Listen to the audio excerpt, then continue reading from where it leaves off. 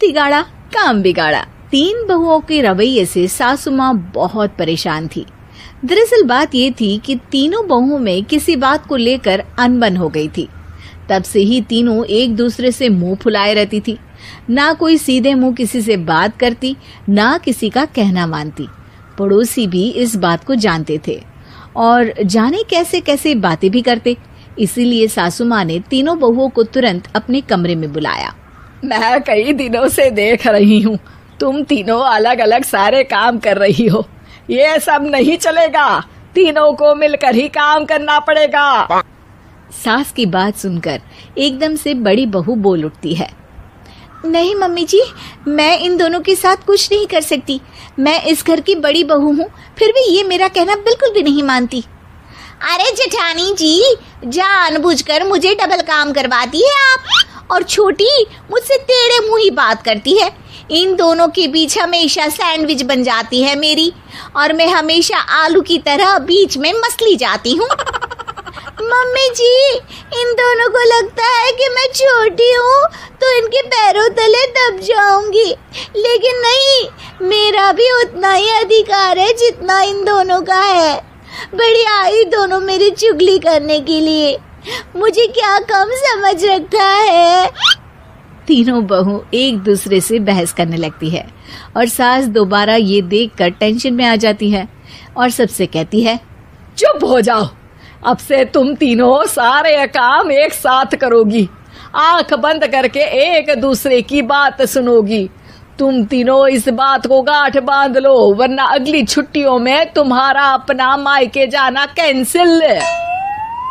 सास की बातें सुनकर डर के मारे तीनों हामी भर देती हैं। जी मम्मी जी, मैं समझ गई। हाँ मम्मी जी, जैसा आप कहें। आप जो कहेंगी मैं वही करूंगी।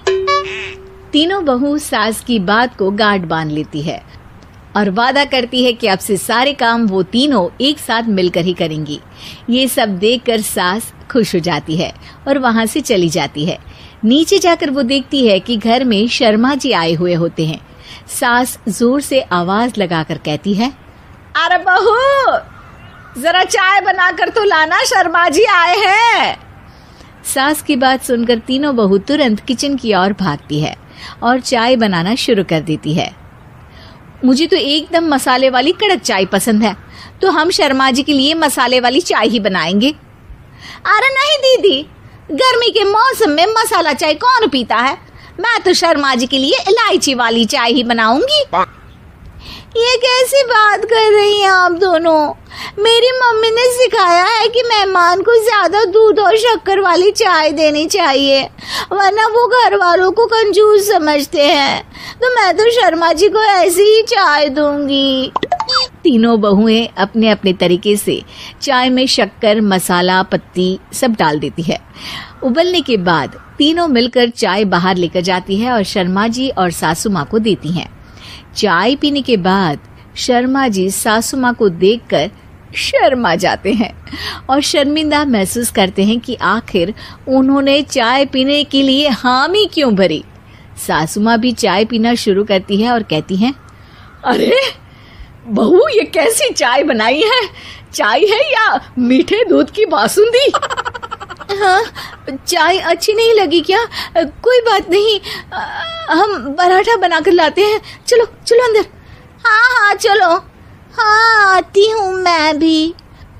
नहीं, मेरा पेट चाय ने ही चौपट कर दिया, वही काफी है। पराठे से पोपट नहीं करवाना, मैं तो चलता हूँ। शर्मा जी चुपचाप पतली गली से निकल जाते हैं। अगले दिन सास बहुओं से कहती है, अरे बहू, जाओ जाके ऊपर के गेस्ट हाउस की सफाई कर दो। कल हमारे यहाँ मेरे दूर के रिश्तेदार आने वाले हैं, तो पूरे कमरे को चमका देना, समझी? तीनों बहू सास की बात को मानकर ऊपर सफाई करने चली जाती हैं और तीनों कमरे की सफाई चालू कर देती है। बड़ी बहू मकड़ी के जाले साफ करती है, तो बीच वाली झाड़ू लगाना और छोटी वाली सर्फ डालकर जमीन धोना शुरू कर देती है।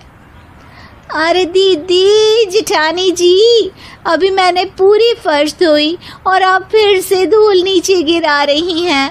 और मछली जेठानी जी, आप बिना झाड़ू की धूल यहाँ छटक रही हैं। अरे तीनों को साफ करना है, एक साथ सफाई करते हैं ना। अरे वही तो, हम साथ साथ हैं, घर साफ साफ है। तीनों बहू ऐसे ही काम में उलझ जाती है और 2 घंटे तक एक ही कमरे की सफाई करती रहती है। बहुत देर से अपनी बहुओं को ना देखने के कारण सास ऊपर कमरे में उन्हें देखने जाती है, लेकिन कमरे में घुसती ही वो गीली फर्श पर फिसलने के कारण नीचे गिर जाती है। ओरी मोरी मैया, हड्डी मरोड़ के रख दी। आए मेरी तो कमर ही टूट गई रे। तीनों बहुएं सास को उठाती हैं और बिस्तर पर सुला देती है। अरे मेरे हाथ पैर दर्द कर रहे हैं, दबा दो, आराम मिलेगा। हाँ जी माँ जी। अरे जी माँ जी, जी माँ जी। और तीनों बहुएं एक साथ सास के हाथ को दबाना शुरू कर देती हैं। माँ की तो चीख ही निकल जाती है और नतीजा ये होता है कि सास के बचे हुए शरीर में भी दर्द उठ जाता है। हाय राम, ये क्या कर दिया तुम तीनों ने। अरे मेरी तो किस्मत ही फूटी है कि तुम जैसी बहुएं मुझे मिली। हे भगवान, पूरे शरीर में दर्द बढ़ गया है। अब तो पता नहीं कि चल भी पाऊंगी या नहीं।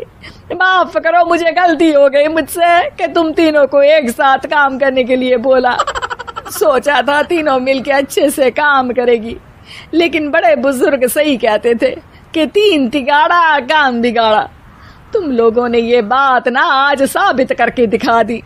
तुम तीनों को तो समझाना यानी मानो भैंस के आगे बीन बजाना है। तुम्हें अकेले अकेले काम करना है ना, तो अब से तुम अकेले ही अपना अपना काम करो। तीनों बहुएं वहां से जाने लगती है। अरे कहाँ जा रही हो? आप ही ने तो कहा कि अपना अपना काम करो, तो मुझे मुल्तानी मिट्टी लगानी है। अरे मुझे भी तो नेल पॉलिश लगानी है, मुझे ना मेहंदी लगानी है। सास अपना सर पीट लेती है और कहती है, अरे मुझे भी लगाना है कुछ। क्या माँ जी? क्या माँ जी? क्या माँ जी? तुम्हारे घर वालों को फोन तुम्हारी हरकतें बताने के लिए।